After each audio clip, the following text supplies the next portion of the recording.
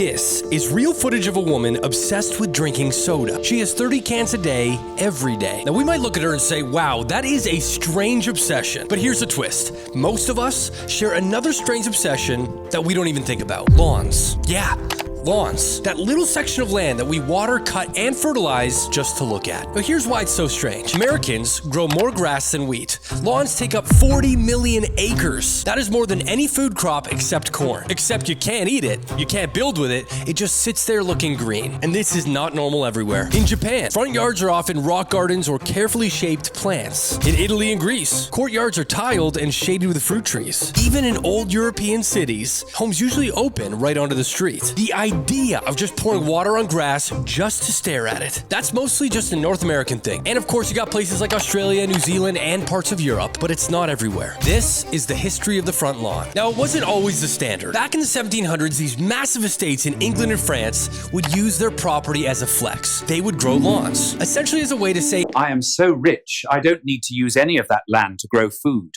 I can just simply grow grass because it looks nice. Then you had people like George Washington and Thomas Jefferson that saw this and were like, oh, that looks kind of sick. We need that back in America. And that's what they did. Some of the first US lawns in history were George Washington's Mount Vernon and Thomas Jefferson's Monticello. But of course, even when they brought the lawns over to America, it was still only for the elite. It wasn't until the 1830s when the first lawnmower was invented. That was when grass could be maintained from ordinary people. Then, by the late 1800s, grassy public parks like Central Park in New York made lawns feel civilized, moral, and desirable. Then, after World War II, the suburban dream sealed the deal. You had the house, the car, the white picket fence, and the beautiful manicured front lawn. By the 1950s, lawn care ads were everywhere. Companies sold seed, fertilizer, and pesticides, and the idea that a neat lawn meant you were respectable, responsible, and a good neighbor. Even to this day, HOAs have rules about how your lawn has to be kept. Keeping up your grass became a social pressure. But here's the best part.